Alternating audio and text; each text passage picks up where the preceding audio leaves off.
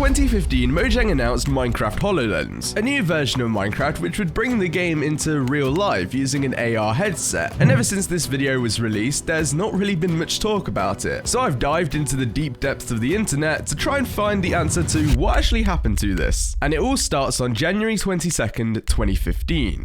PC Magazine releases an article about their first look at the Microsoft HoloLens. It's an AR headset that would merge the online world with the real world. You could watch TV, see 3D models, use Skype, and more. Honestly, it's some crazy tech that was definitely way too early for its time. And in that same year, Microsoft would head to E3 to show off this technology more, mainly to show off how gaming could be used with this. They partnered up with Mojang and had two people playing on a Minecraft server. One was using a laptop and the other was using the HoloLens. They first had the game portrayed on the wall without using a TV or anything, and then he dragged it to the table, in which the whole face of the table turns to sand and the server world rises. This was entirely holographic, allowing the guy with the headset on to interact with the world however he'd want to. He could say commands for things to happen, he could use waypoints to help other people on the server, and this tech demo was pretty insane. I remember as a kid watching this thinking that this was the future. A version of the HoloLens was shipped out in 2016 for the very cheap price of $3,000, meaning that the only people who would actually buy it are rich people or people who really wanted to play Minecraft in real life. In reality, the only people who were buying this version of the HoloLens were companies. But in 2018 is when everything takes a turn. You see, Microsoft and the US government were making a few deals, and Microsoft announced that the HoloLens would be ready for combat. The company won a $480 million military contract with the US government to bring AR headset tech into the weapons repertoire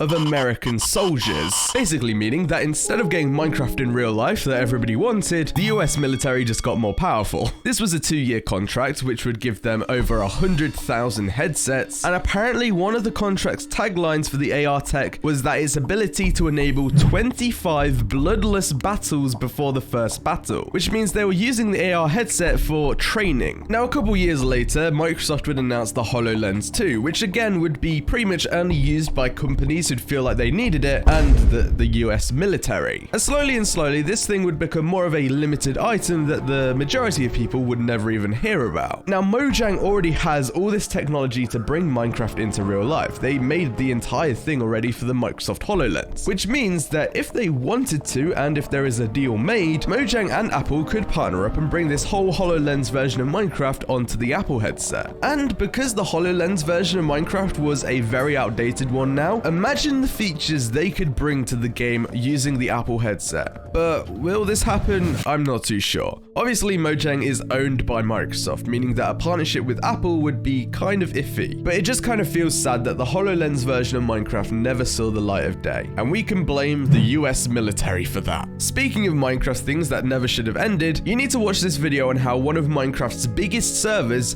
almost died.